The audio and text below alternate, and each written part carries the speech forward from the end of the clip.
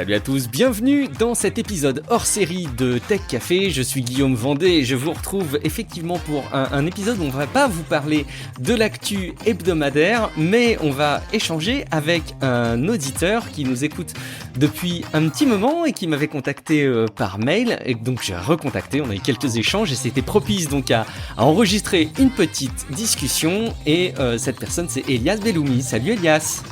Bonjour, ça va ? Ça va très bien, merci de te rendre dispo dans ton agenda. T'es bien occupé, notamment dans le cadre de tes études.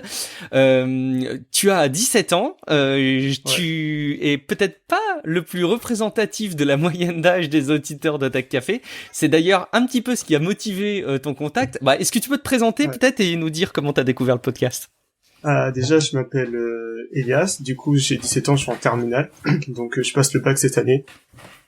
Avec, pour expliquer un petit peu comment je suis, j'ai maths et informatique, donc voilà, j'ai déjà un intérêt pour l'informatique, avant d'écouter Tech Café, et même tout le temps, quoi. Donc du coup, j'ai découvert Tech Café en écoutant d'autres podcasts, et du coup, j'ai vraiment accroché à l'émission et du coup j'aime beaucoup, j'écoute toutes les semaines, voilà. Écoute, merci beaucoup et puis alors merci pour ta démarche parce que je vais citer l'email que tu m'as écrit. Donc tu disais que t'appréciais l'émission, t'aimais bien aussi le côté piquant que tu retrouves pas forcément dans d'autres podcasts, mais tu voulais apporter un regard jeune sur certains sujets et surtout sur certains usages. Écoute, quoi de mieux que du coup te faire intervenir et puis qu'on puisse échanger ensemble. Alors est-ce que tu es représentatif des jeunes que on peut connaître, des adolescents et des étudiants qu'on peut connaître nous et que toi tu peux connaître? J'en suis pas sûr compte tenu de nos échanges, mais en tout cas t'as un regard assez privilégié et c'est vraiment top de pouvoir échanger avec toi. Alors justement, comment tu définirais toi aujourd'hui l'usage type des jeunes aujourd'hui, adolescents ou jeunes adultes que tu peux croiser aujourd'hui et leur rapport à la technologie? Est-ce que tu peux nous le décrire en quelques mots? Comment tu perçois les choses? Ouais, je vais peut-être être un peu violent parce que vu comment je suis maintenant, et je dirais que c'est même pour la plupart des gens, c'est un usage qui est vraiment compulsif dans le mauvais sens du terme, je dirais en général, pour même la plupart des gens. C'est-à-dire que je pense que l'exemple le plus parlant c'est TikTok, on va y venir plus tard, mais c'est vraiment le niveau, on arrive à un point où le téléphone est dans notre vie, mais c'est plus nous qui sommes dans la vie du téléphone en fait, pour être vraiment violent entre guillemets. C'est-à-dire que par exemple, je vais prendre le cas d'un ami que je connais, il a 10 heures de temps d'écran par jour, 5 heures d'Instagram, enfin ça c'est pendant les vacances quoi, 5 heures d'Instagram, je vais dire après je sais plus, 2 heures de Twitter, 1 heure de TikTok etc. Et en fait, moi ça me choque encore plus maintenant, parce que maintenant que du coup, on n'avait pas encore vu nos sujets principaux, mais je suis dans ce qu'on appelle le digital minimalisme. En fait, ça me choque parce que même moi aussi avant j'étais comme ça, et je trouvais que c'est un peu un sentiment de malaise quand moi j'étais là-dedans en tout cas, parce que on aime aller voir Twitter, Instagram, etc. Mais d'un côté on se dit c'est du temps que je perds. Je pense que ça arrive à beaucoup de gens. C'est-à-dire que on y va, on passe du bon temps, etc. Et on se dit j'ai passé ma soirée sur ça, peut-être que j'aurais pu faire autre chose, regarder une bonne série ou passer du temps avec ma famille, etc. Donc c'est pour ça que moi, je suis arrivé à ce qu'on appelle le digital minimalisme. Alors, on va en parler, mais est-ce que tu dirais que le constat que tu fais et que tu décris, alors on n'a pas d'études sur lesquelles s'appuyer, mais est-ce que tu dirais que sur la base de ton entourage et de ce que tu constates au quotidien, c'est représentatif des usages courants aujourd'hui de voir ces personnes? Tu cites ton ami, mais est-ce que lui c'est une exception absolue ou est-ce que ça a l'air d'être plutôt courant autour de toi d'avoir des personnes qui sont autant happées par leur smartphone chaque jour? Moi, peut-être au niveau de ma famille, moi, puisque les personnes même de 40 ans, 50 ans qui sont pas trop dans la technologie, ils vont aller sur Facebook 1 heure voir le groupe de la ville, etc., ou le groupe de leur association, et ça s'arrête là. Alors que je pense que pour nous qui avons des téléphones depuis le collège, etc., envoyer des messages, passer du temps sur Instagram, etc., c'est vraiment important. Comme, je sais pas, à l'époque, au début des années 2000, connaître telle émission c'était important, bah connaître tel youtubeur c'est important maintenant, par exemple. Du coup, moi je dirais que ce truc de 10 heures d'écran, c'est vraiment les cas les plus extrêmes. Mais quand on regarde la moyenne, il me semble c'est 4h30 d'écran. Ah ouais, d'accord. Même sur des études qui ont été faites récemment pendant le confinement, c'est énorme quand on y pense en fait. Quand on se dit que il y a 10 ans, peu de gens avaient de smartphone, quoi. Qu'en 10 ans, il y ait un tiers du moment où on est éveillé qui est pris par ça, c'est juste énorme en 10 ans, quoi. C'est un changement d'habitude de vie incroyable. Ah, c'est sûr. Du coup, et on va encore une fois parler de minimalisme numérique ensemble. Juste dans ton mail, tu parlais aussi d'un regard que tu peux avoir et sans doute très privilégié. Moi-même, je confesse pas utiliser beaucoup Twitch. C'est des choses vers lesquelles d'ailleurs je devrais me tourner dans le cadre du podcast. Mais tu parlais notamment en rebondissant sur Alexandria Ocasio-Cortez qui aux États-Unis a pris la parole dans le cadre d'un Twitch, donc qui est une députée américaine. Et c'était pas simplement la plateforme qu'elle utilisait, mais les codes, puisqu'elle streamait une partie de jeu qui est le jeu Among Us, et évidemment elle parlait politique par-dessus, mais en même temps qu'elle en parlait, elle jouait malgré tout. C'est quelque chose qui a fait date probablement dans l'histoire de la communication politique, parce qu'il n'y avait pas eu de précédent. Il va y avoir nécessairement de plus en plus de responsables politiques jeunes qui vont prendre la parole sur ce type de canaux. Comment tu vois cette observation de ton côté?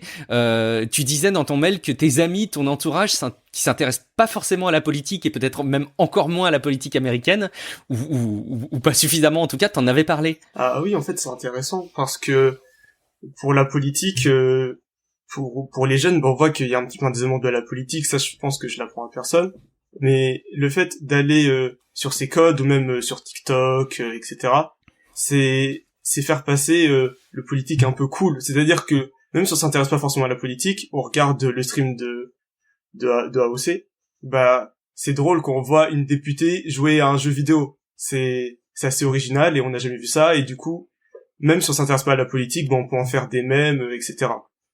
Et puis après, forcément, c'est une personnalité qu'on commence à apprécier. Du coup, après on est plus sensible à ses idées, etc. Du coup, moi j'ai trouvé ça très intéressant. Et je me suis dit, pourquoi il n'y a pas ça en France, en fait? Alors justement, j'allais rebondir parce qu'on a par exemple Emmanuel Macron qui a pris la parole dans le cadre des épreuves du bac sur TikTok.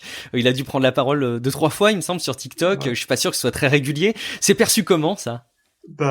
Ça, en vérité, moi, j'ai pas regardé ce qu'il a fait hier, du coup, avec Brut, mais les fois d'avant, c'est pas vraiment perçu, en fait. C'est-à-dire que, je vais prendre un exemple tout bête, mais la vidéo de Jean-Michel Blanquer, ministre de l'Éducation, qui souhaite à tout le monde un bon bac, etc. En fait, c'est plus une pub sur Snapchat qu'autre chose. C'est-à-dire qu'on la voit, hop là, on passe directement. C'est pas très intéressant parce que quand c'est pas orienté jeune et que ça garde un côté administratif, entre guillemets, du président ou du ministre qui est droit dans son bureau en train de dire à tous les élèves de terminale, je vous souhaite une bonne année, etc. C'est pas intéressant pour nous, entre guillemets. Alors que quand on regarde sur Twitch AOC qui vraiment joue à un jeu vidéo, elle fait pas un stream où elle est droite en train de regarder son écran et de faire de mon programme c'est ça, mon programme c'est ça. C'est ça qui est intéressant, en fait. C'est que, j'ai envie de dire que maintenant la personnalité compte plus que le programme. C'est-à-dire que si on apprécie la personne, on va être plus sensible que si la personne est juste là en train de nous donner ses idées, en fait. Ce que je retiens, et c'est peut-être d'ailleurs un enseignement pour des volontés politiques, mais peut-être aussi de la part de Marc, qui voudrait prendre la parole sur des canaux tels que ceux-ci, qui sont très prisés des plus jeunes, ce serait pas d'utiliser simplement le canal, parce que ça suffit pas, et limite ça donne un côté ringard de pas comprendre les codes de communication et les codes de fonctionnement de la plateforme, mais vraiment de l'utiliser pleinement. Donc par exemple, si demain Emmanuel Macron tous les lundis matins il fait les coulisses de son boulot, de ce qui se passe à l'Élysée sur TikTok, de comment il se prépare, de comment il organise sa semaine. Est-ce que tu penses que ça, par exemple, ça aurait plus de crédit? Bah ça, je pense que ça aurait énormément de crédit, oui, effectivement. Peut-être pas forcément sur TikTok, mais peut-être une vidéo YouTube, enfin un style vlog entre guillemets, j'ai envie de dire, même si ça paraît ridicule. C'est vraiment ça que on demande entre guillemets nous les jeunes. C'est qu'il y a un côté plus politique cool. C'est-à-dire que, par exemple, on va pas aller jusque-là, mais je pense que un homme politique qui fait des vrais TikTok en mode challenge et tout, ce sera drôle et il aura même si c'est un côté un peu ridicule, plus de buzz que un élu qui va sur TikTok faire une vidéo comme j'ai dit bras croisés en train de parler quoi. C'est-à-dire que c'est vraiment le côté embrasser les causes de la plateforme mais pleinement, ça a vraiment un intérêt par rapport à juste à uploader sur la plateforme, j'ai envie de dire, de mettre le même contenu sur toutes les plateformes. C'est se créer un petit peu une image de marque aussi. Bon, écoute, moi je trouve ça captivant. Alors je suis encore une fois sceptique sur le fait que tu puisses être représentatif des usages types des plus jeunes, mais encore une fois le fait que tu sois dans cet environnement-là et que tu puisses avoir un regard critique et observateur est très très précieux pour moi et j'imagine aussi pour les personnes qui écoutent le podcast. Alors là aussi, on va tomber dans quelque chose qui ne montre probablement pas une représentativité, mais c'est donc le minimalisme numérique ou digital ou le digital minimalisme. Dont on a déjà pu parler, alors pour la petite anecdote, dans Relive, que tu écoutes aussi, qui est un autre podcast sur l'amélioration du quotidien que je fais avec mon ami Matt, au Québec. Et toi, tu t'es plongé dans cette philosophie-là, j'allais dire. Ouais, est-ce que tu peux commencer en disant qu'est-ce qui a déclenché en toi cette envie, cette démarche, même si on a compris que tu avais un regard critique et que tu as sans doute voulu agir par rapport à ça, mais qu'est-ce que ça a été les déclencheurs? Et bah déjà pour revenir sur ce que tu as dit sur le fait que je sois pas représentatif des usages, je suis tout à fait d'accord. C'est peut-être aussi l'intérêt du fait que je sois là, c'est que je vois les usages et moi j'ai des usages différents. Du coup, je suis aussi observateur. C'est-à-dire que je suis pas dedans. Sinon, je pense que ce serait moins intéressant. Je viens que je fasse 10 heures d'Instagram, c'est génial, par exemple. Oui, bien sûr, bien entendu. Même si, encore une fois, on peut pas sans doute caricaturer tous les usages et qu'il y a beaucoup de nuances dans ce que tu constates et dans ce que tu témoignes et ce que tu relais. Mais malgré tout, oui, je partage ton sentiment, en tout cas. Je voulais juste revenir sur ça pour dire ça. Et du coup, oui, par rapport au digital minimalisme. En fait, le digital minimalisme, c'est restreindre son usage numérique, non pas abandonner la technologie et devenir un amiche, comme on pourrait le dire, mais c'est vraiment utiliser le digital de manière consciente. C'est-à-dire que il y a une phrase que j'aime bien d'un youtubeur qui s'appelle Emilio Abril, c'est la technologie est un très bon serviteur mais un mauvais maître. Oh. Il est très bon, Emilio. Ouais. Excellent. Et je sais pas s'il l'a piqué d'ailleurs ou si c'est vraiment de lui. Mais en tout cas, c'est lui qui te l'a fait connaître, donc on va retenir ça comme ça. J'ai trouvé ça très intéressant parce que c'est vrai en fait. Quand je prends un exemple tout bête, on est en train de travailler et on reçoit une notification d'Instagram ou même de messages, etc. Et bah, on va aller la regarder et au final, on va se rendre compte que 15 minutes plus tard, on est toujours en train de scroller sur Twitter. Ouais. Là, on est serviteur de son téléphone, entre guillemets. C'est-à-dire que c'est le téléphone qui nous a dit maintenant tu vas faire ça. Alors que quand on est maître, c'est par exemple se dire bah à tel moment je vais regarder et je vais passer du temps dessus par exemple. Et là c'est vraiment nous qui maîtrisons notre usage. Tu sais que cette approche-là, alors moi j'ai un fils de 8 ans, bientôt 9.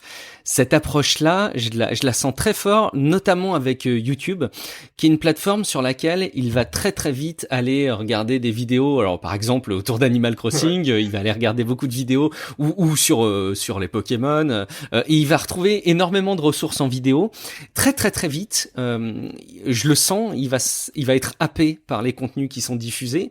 Donc bon, on surveille beaucoup, même si on peut pas surveiller l'exhaustivité de ce qu'il consulte, et on se rend compte à quel point il est amené à consommer sans forcément avoir d'attente. Et ton analogie du maître et quelque part de l'esclave par rapport à ses usages et à ses appareils, il me parle beaucoup parce que j'essaye de lui transmettre cette notion de utilise YouTube, surtout ne t'affranchis pas de l'utiliser, utilise-le, mais utilise-le pour répondre à une question. Et si ta question c'est comment est-ce que quelle inspiration je pourrais avoir pour penser mon île sur Animal Crossing différemment, pourquoi pas, c'est une question, mais au moins tu te poses une question et tu y réponds. Si jamais tu lances YouTube pour te dire bah tiens, je vais passer du temps sur YouTube, ou je vais poser mon cerveau à côté de la tablette et puis consommer du contenu, c'est plus finalement ça qui me dérange, mais d'arriver à conscientiser ça, je sais pas si c'est si évident que ça. Est-ce que tu as le sentiment que les usages types autour de toi, de tes amis, sont conscients? C'est-à-dire, j'imagine que tu as des amis qui passent beaucoup de temps, encore une fois, sur Instagram et sur YouTube, mais est-ce qu'au moins ils expriment le fait qu'ils sont conscients de le faire et qu'ils le font sans forcément répondre à une question ou avoir des solutions à des problèmes qu'ils peuvent avoir? Ce que tu dis déjà, c'est très intéressant parce que cette approche-là, je l'avais jamais entendue en fait, honnêtement, malgré tout ce que j'ai écouté, de vraiment se poser une question et aller répondre sur YouTube, Instagram, etc.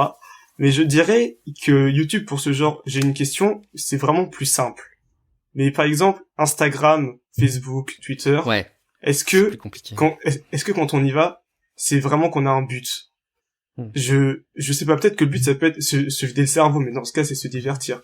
Et je pense que par rapport à ça, ce qui est intéressant, c'est que quand on est chez nous et qu'on se dit, par exemple, de 4h à 4h30, je vais regarder Instagram, on est maître et on sait qu'on va faire ça, peut-être par exemple, je sais pas, pour voir ce que font nos amis, ou pour voir des posts de personnes qui nous intéressent, etc. Mais si on fait ça sur notre téléphone quand on a 5 minutes de pause et tout, c'est peut-être là que la limite est plus fine et plus dure en fait. Oui, écoute, en tout cas, cet usage sur YouTube, moi, je me le suis formalisé parce que je voulais essayer de transmettre le sujet à mon fils. Et c'est plus facile dans le cadre de YouTube parce qu'il y a de la ressource de contenu et qu'il y a de la recherche. Et il y a aussi du divertissement, effectivement, dans le cadre d'Instagram et Facebook, par exemple. Mais aussi, j'imagine, TikTok, c'est plus compliqué d'y trouver des ressources. Il y a peut-être, pour Instagram, de l'exploration en termes d'architecture, de voyage, des choses qu'on pourrait plus facilement trouvé sur Pinterest, mais je pense qu'effectivement c'est peut-être plus à la marge. C'est ce que voudrait la plateforme, mais c'est un peu plus à la marge. Je suis tout à fait d'accord.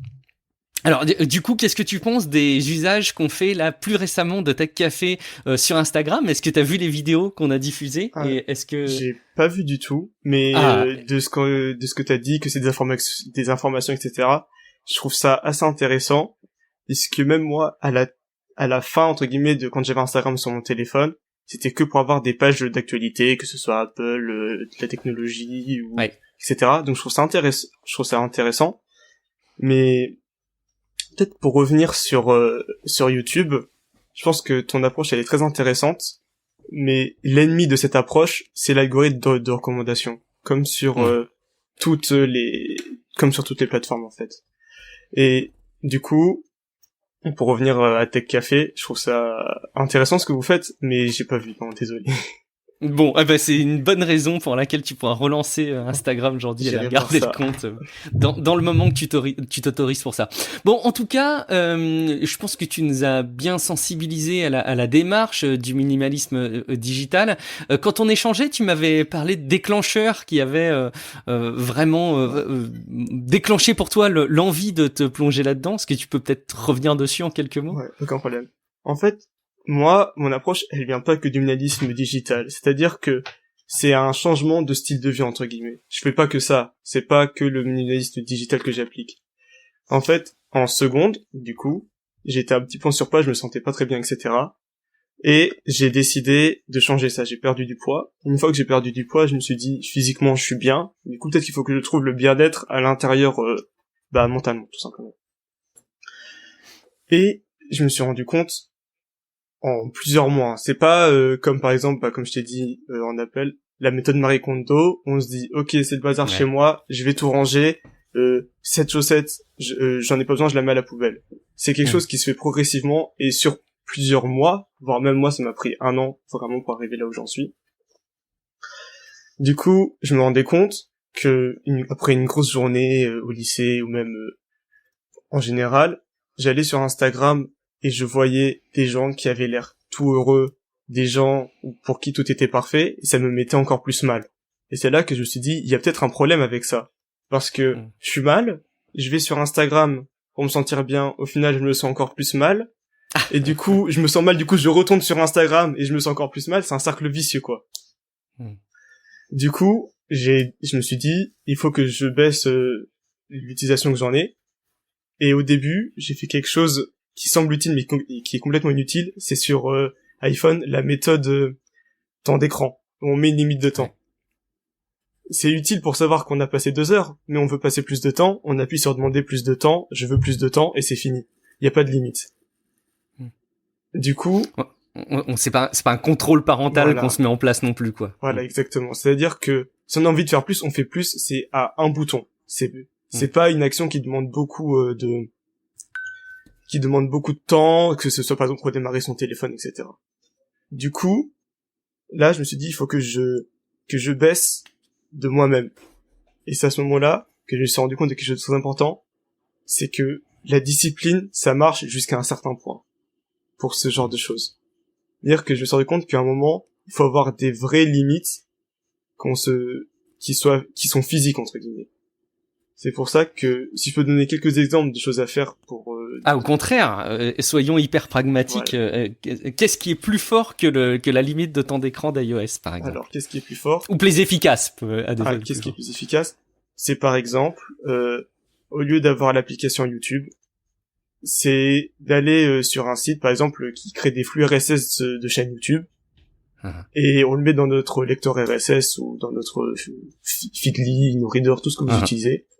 Et comme ça, vous allez pas sur YouTube, et c'est YouTube qui vous donne du contenu. Vous allez sur YouTube pour voir le contenu que vous savez déjà que vous voulez. Du coup, par exemple, vous voyez dans votre liste, je sais pas, une vidéo de Dr Nozman, je dis n'importe quoi qui vous intéresse. Vous vous dites, ok, là, par exemple, je sais pas, je suis dans le métro, j'ai pas le temps de la regarder. Hop là, j'enregistre l'article et j'irai la voir ce soir. Et c'est pas vous qui allez le soir sur YouTube et qui voyez, j'ai tout ça dans mes recommandations. Vous savez déjà pourquoi vous y allez. Du coup, ça fait que vous allez passer forcément moins de temps.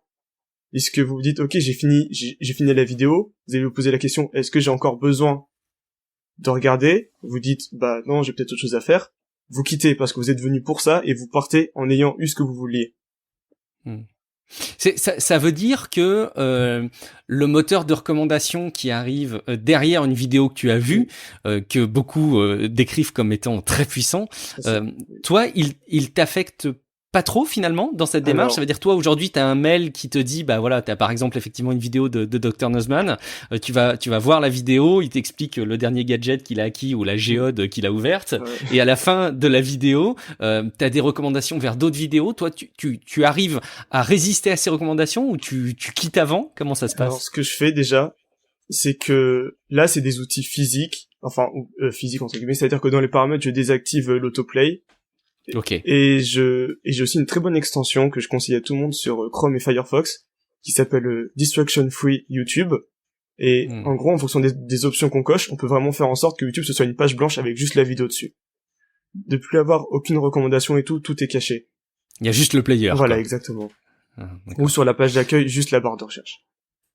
Et du coup, c'est des limites comme ça, physiques, que je mets en place.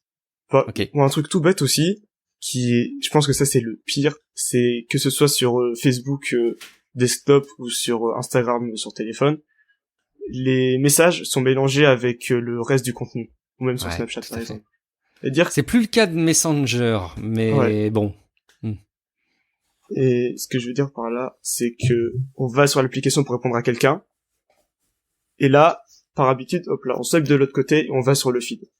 Ouais, tout à fait. Et là, on perd du temps. Du coup, pour ne plus avoir ce problème, ce que j'ai fait, c'est que les personnes avec qui j'ai des discussions tout au long de la journée, que ce soit ma copine ou mon meilleur ami, etc., on parle par e-message, puisqu'ils ont des iPhones, mais sinon ça marche très bien avec Signal ou ailleurs, plein d'applications qui sont un petit peu sans distraction, j'ai envie de dire. Le but... WhatsApp, en l'occurrence, en tout cas les services de messagerie pure, quoi. Voilà. WhatsApp, je l'utilise pas trop, du coup j'ai pas pensé. Et voilà, c'est ce genre de choses, c'est-à-dire que on se dit, les applications qui sont sur mon téléphone sont des applications sans distraction. C'est-à-dire que on y va pour quelque chose et ça va pas nous proposer de faire autre chose. Voilà. Ouais, c'est important ce que tu dis parce que effectivement, c'est ce qui fait la force peut-être d'un Snapchat, j'imagine. C'est que c'est tout à la fois un outil de conversation et un hub de contenu, donc qui fait qu'on va tomber dans le travers que tu décris très clairement. Après, c'est aussi leur avantage. Quand on avait préparé l'émission ensemble au téléphone, tu m'avais raconté une anecdote que je trouvais très intéressante par rapport à ça. Tu avais mis de côté l'application Instagram, je crois que tu l'avais désinstallé, et ça avait créé des remous, voire des inquiétudes dans ton entourage. Exactement. C'est-à-dire que c'était Snapchat en fait, parce que je pense que Snapchat c'est le pire. C'est le pire du pire. C'est-à-dire que on y va pour répondre à un message, parce qu'en plus tous les groupes de classe, tout est là-dessus. Il suffit d'aller hop là sur la partie Discover et on a tout le contenu. Et là, on peut passer du temps à regarder une story de Combini, de n'importe quoi, alors qu'on est juste venu répondre à un message de son pote. Du coup, ce que j'ai fait, je me suis dit, bon, là, ça me saoule, je vais essayer, voir pendant une semaine, enfin, pendant quelques jours, comment je tiens si je supprime. J'ai supprimé, et j'ai gardé Instagram, je crois, ou une message, bref. Et là, 3 jours après, je reçois des messages de gens sur Instagram et sur une message qui me disent, ah, mais comment ça va, tu réponds plus sur Snap, il s'est passé un truc, et quand ils me disaient passer un truc, c'est pas en mode ah, j'ai supprimé l'application, c'est j'ai cassé mon téléphone, quelqu'un de ma famille est mort, vraiment ils étaient vraiment inquiets. Tu fais la gueule. Voilà. Et je me suis dit bah non, en fait, j'ai juste désinstallé parce que ça me saoulait en fait. Et ils font ah d'accord, bah du coup on parle sur Instagram, sauf que à partir du moment où on n'est plus là où les gens sont, bah les gens te parlent plus. Ceci c'est un truc que j'ai remarqué, dire qu'à partir du moment où j'ai commencé à bien baisser Snapchat, à bien baisser Instagram, le nombre de gens à qui je parlais s'est bien réduit. Et ça, c'est pas un mal, en fait, au final. Donc, voilà. Ouais, ce que tu décris quand même, ça veut dire que le fait d'être présent dans ces plateformes-là, c'est un marqueur culturel. Et quelque part, ça a des implications dans la réalité physique. Et c'est aussi ce qui en fait probablement la force, mais il faut être conscient, si je comprends bien, que en classe aujourd'hui, si t'es pas présent dans le groupe de discussion, quelque part c'est un peu comme quand tu fais pas partie des fumeurs dans une entreprise où il y a les petites pauses cigarettes où s'échangent les éléments importants qui sont en off en fait du travail. Finalement, quand tu n'es pas dans ces applications-là, t'es un peu mis de côté. Mais au-delà de manquer de l'info, est-ce que tu penses qu'il y a aussi une dévalorisation? Est-ce que le groupe met de côté la personne parce qu'elle ne fait pas partie de ces applications-là, en fait, ne participe pas aux discussions? Je sais pas si c'est une mise de côté consciente, mais je pense que une fois que tu dis aux gens, on parle sur e-message, on parle sur WhatsApp, les gens de mon âge, comme j'ai dit, c'est plus Snapchat, Instagram. Ouais, c'est comme si à l'époque où tout le monde était sur Skype, tu dis ah bah me parlez pas sur Skype, parlez-moi sur qu'est-ce qu'il y avait d'autre à l'époque, IRC ou sur MSN, voilà par exemple. Bah les gens, ils vont se dire ah pour lui parler, lui il faut que j'aille sur un autre logiciel. Ça me saoule. Du coup, bah même s'ils viennent te parler, ils te parleront quoi, une fois par semaine là où avant tu leur parlais tous les jours. Donc oui, je pense que c'est une mise à l'écart, mais qui est pas forcément consciente. Et pour revenir sur le fait que c'est un peu comme la pause clope, etc., je suis tout à fait d'accord en fait. C'est-à-dire que c'est ce côté de on est dans la classe, au final tout ce qui est les blagues de la classe et tout qui se font sur Snapchat, bah on est moins présent dessus, du coup on connaît de loin, mais on connaît pas vraiment. Du coup, c'est vrai que pour ça aussi on est mis de côté, je suis d'accord. C'est quoi est-ce que tu as une idée d'une solution par rapport à ça? Parce que pour la petite anecdote, c'est vrai que le parallèle peut être valable pour même d'autres tranches d'âge ou d'autres cas d'usage. Moi, j'ai fait des formations il y a pas très longtemps.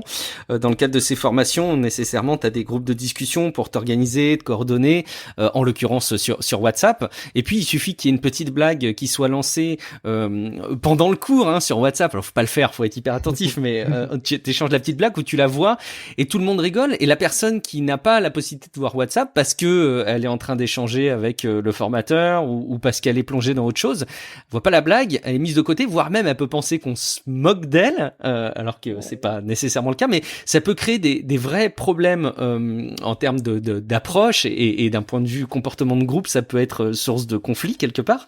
C'est quoi pour toi la solution là-dessus? Est-ce que tu as identifié une solution ou est-ce que c'est quelque chose dont il faut tout simplement être conscient parce qu'il n'y a pas vraiment de solution? Je pense que ça c'est le plus dur en fait. Ce dont t'es en train de parler, c'est vraiment la partie où j'ai eu le plus de mal. Dire que encore quitter YouTube, quitter quitter les applications de contenu et pas de discussion entre guillemets. C'est simple, on se dit au pire, je vais louper des mèmes, je vais louper des vidéos drôles, mais voilà, je peux m'y faire, ça va pas changer ma vie. Alors que, par exemple, louper de l'intégration sociale ou louper, de l'intégration sociale, ça peut être dur à vivre, surtout quand avant on a l'habitude d'être intégré dans les groupes. Mais il y a un mélange de résignation et de se dire, je peux aussi y être en partie. C'est-à-dire que, comme moi, ce que je fais, par exemple, c'est que Instagram, je l'ai pas sur mon téléphone, mais je l'ai sur mon ordinateur. Du coup, tout ce qui est discussion de groupe sur Instagram et tout, je le vois une partie de la journée. Du coup, comme je t'ai dit, je suis inclus dedans, mais pas à 100%. Du coup, je me dis, ouais, je vais louper ça. Mais d'un côté, est-ce que c'est pas un mal pour un bien? Parce que tout ce temps que je passerai là, peut-être que je peux le passer à faire autre chose qui, moi, compte plus pour moi. Du coup, je pense que c'est un mélange des deux, en fait. Il y a pas il y a peut-être un juste milieu à avoir, mais c'est pas possible d'être à 100% dans l'échange social sur Instagram, sur Snapchat, et en même temps, de pas être 4 heures dans la journée sur ces applications, puisque, vu qu'on est en contact permanent, si l'autre décide de passer 4 heures sur Instagram, et que on n'est pas là, bah, il va aller parler avec quelqu'un d'autre qui lui est connecté à ce moment-là. C'est comme si on était dans un forum où il y a toujours quelqu'un. Mais on parle pas toujours avec la même personne, en fait. Donc, voilà. En tout cas, ce que j'aime bien dans ta démarche, c'est qu'elle n'est pas caricaturale à se fermer de tout, mais qu'elle est plutôt dans une consommation raisonnée. Donc ça, je pense que ça peut aussi beaucoup parler. Par exemple, un autre exemple que tu as mis dans les notes là pour préparer l'émission, c'est que tu parlais de Netflix, par exemple. Oui. Toi, il y a une démarche que tu fais par rapport à Netflix. Oui. Mais alors ça, en fait, c'est que je pense qu'on a tous eu ce truc, c'est même un mème, mais c'est que Netflix, on va dessus, on se dit tiens, je vais regarder le nouvel épisode, je sais pas, je prends n'importe quelle série Netflix de Riverdale. On se retrouve, on arrive dessus et on voit il y a ça pour toi, il y a ça pour toi, il y a ça pour toi, et on se dit alors qu'est-ce que je regarde au final? Est-ce que je regarde Riverdale? Est-ce que je regarde La Casa de Papel? Est-ce que je regarde le nouveau film de David Fincher? On sait pas en fait. Et on passe du temps là-dessus alors que de base on savait ce qu'on voulait. Du coup, on est distrait par l'application en soi. Du coup, moi maintenant ce que je fais, c'est que, par exemple, si je sais que je vais regarder le jeu de la dame, la dernière série sur les échecs, là, je me dis, je vais sur Netflix pour regarder ça. C'est un peu comme sur YouTube, toi, ce que tu disais à ton fils, en fait. Et du coup, une fois qu'on arrive sur Netflix, on regarde ça, et après on quitte l'application directement. On va pas perdre du temps à regarder ce qu'il y a dessus, etc.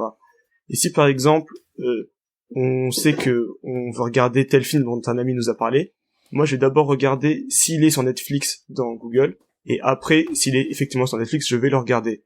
Mais j'essaie de passer le moins de temps possible sur l'application à traîner, à regarder ce qu'il y a, etc. Parce que moi aussi, j'ai un petit peu une appétence à tout ce qui est addictif, entre guillemets. C'est-à-dire que si on me laisse avec Instagram ou avec YouTube, je peux vraiment passer des heures dessus sans m'en rendre compte parce que j'ai un côté un petit peu sensible à ça.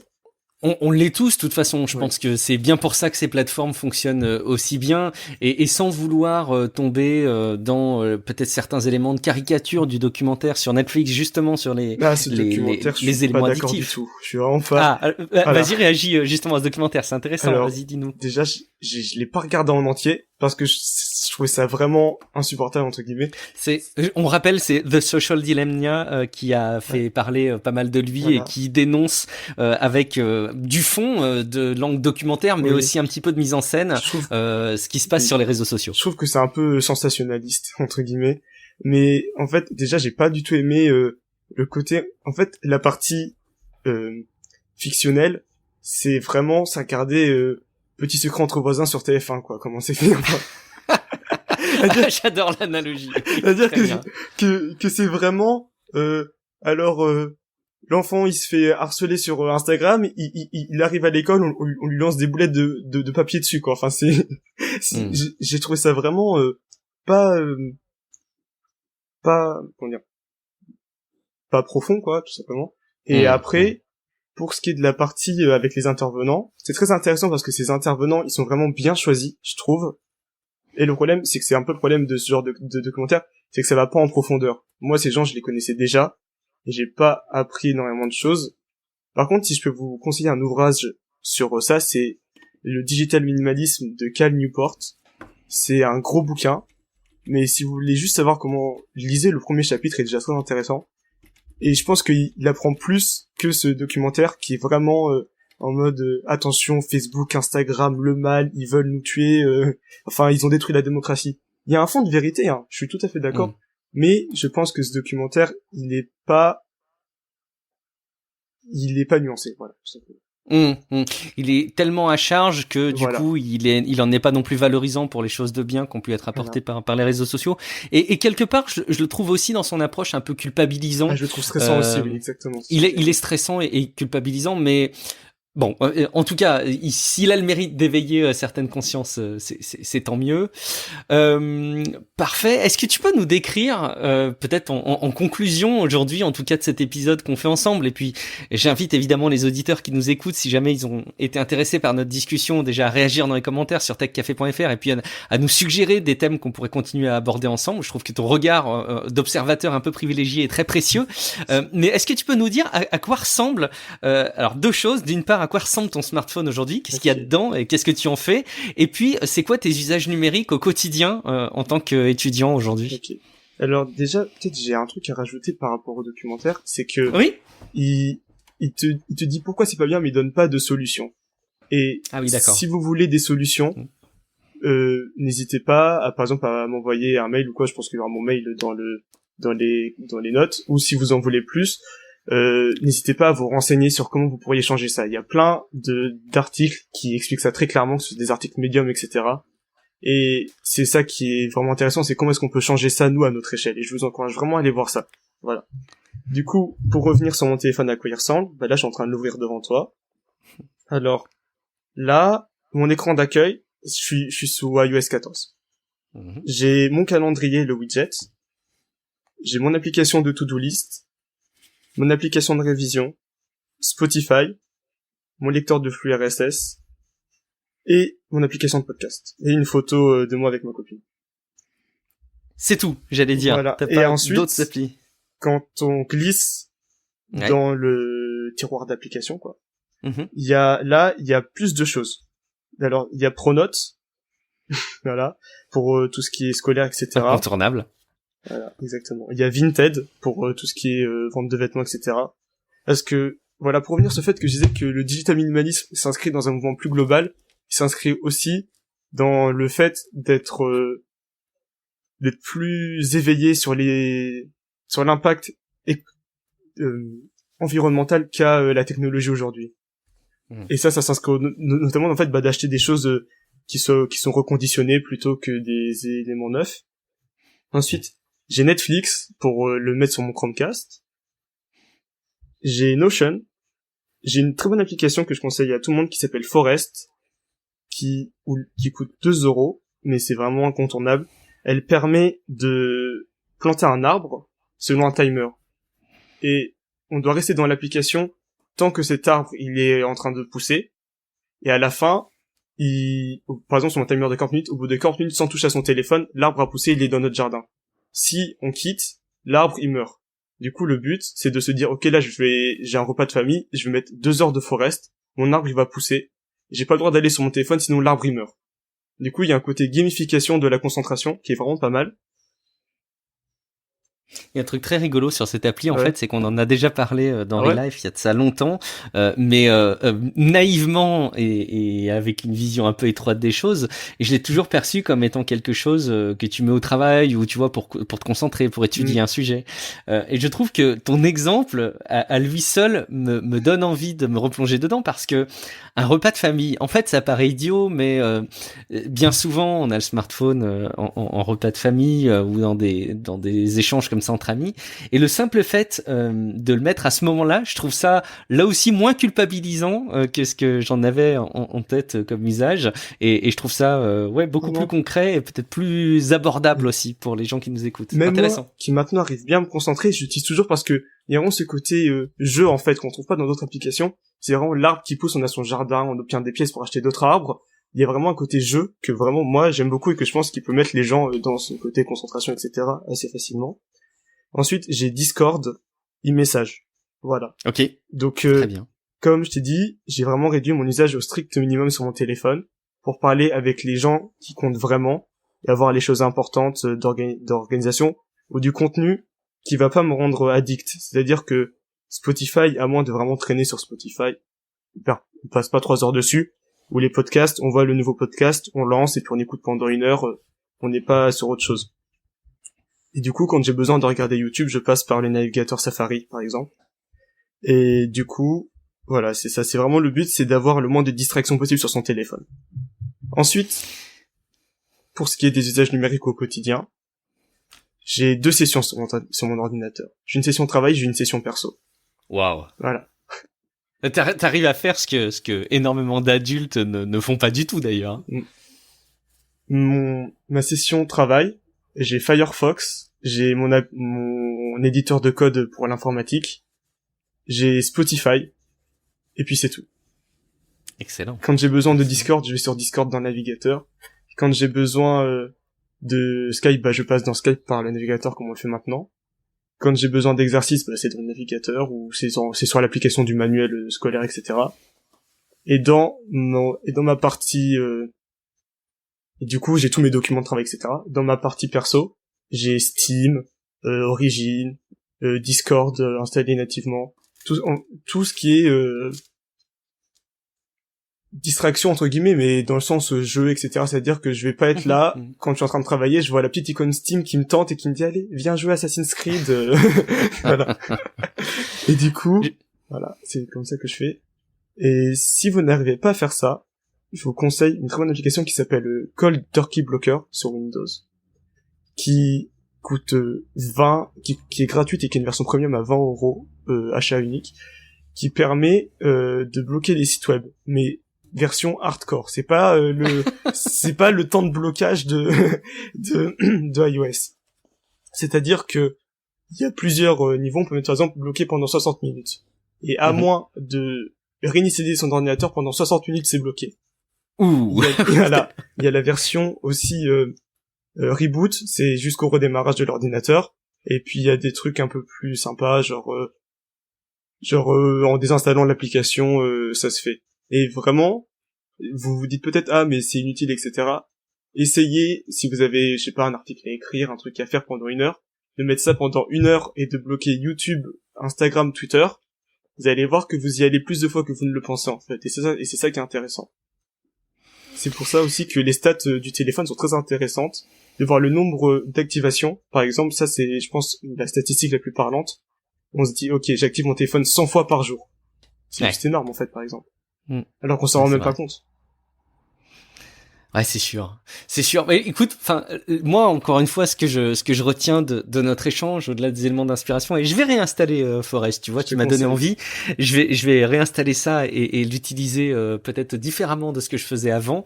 Mais en tout cas, ce que je retiens, c'est que je ne suis pas certain, encore une fois, que tu sois représentatif des usages, ton regard d'observateur m'a beaucoup intéressé et me plaît beaucoup. Je suis à peu près certain que ce sera le cas des personnes qui nous écoutent. Alors, justement, effectivement, on va les inviter à réagir. Bon, d'une part, dans les commentaires sur techcafé.fr, en déposant un avis sur Apple Podcast, Podcast Addict ou l'application de podcast que vous utilisez qui sait recueillir des avis. Je vous rappelle aussi au passage d'ailleurs que Tech Café est disponible en financement participatif. Donc, si jamais vous voulez soutenir le travail qu'il y a derrière, vous pouvez aller sur patreon.com/techcafé.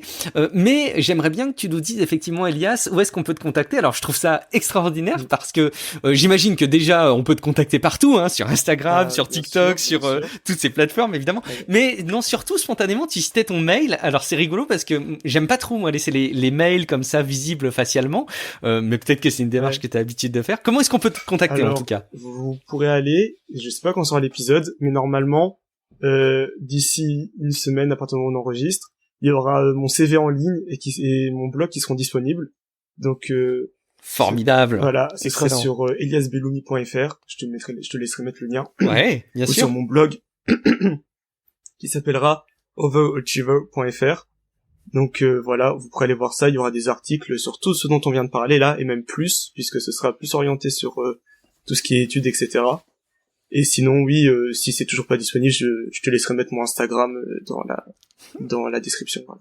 Je pensais faire une boutade en fait en disant que t'acceptais d'être contacté par Instagram, mais, mais c'est vraiment, encore une fois ça résume bien le sujet, c'est que tu n'as pas abandonné ou tué des accès, c'est juste que tu les cloisonnes et je trouve cette approche hyper intéressante. C'est juste que je regarde le mercredi soir et le samedi soir et le dimanche soir, donc si vous m'envoyez un message le jeudi, sachez que vous aurez une réponse que le samedi soir, voilà, c'est tout. Ouais, bah je pense que ça peut s'accepter en plus, mais le rythme du quotidien nous amène parfois à être impatients avec ces délais-là. Mais je pense que c'est. Je pense que c'est surtout avec depuis qu'on a les réseaux sociaux qu'on est de plus en plus impatients. J'ai remarqué ça. Ouais, c'est indéniable, c'est indéniable. Écoute, merci beaucoup Elias d'avoir déjà pris l'initiative de me contacter sur ce sujet-là, d'avoir passé du temps à ce qu'on échange ensemble et puis pour cet épisode.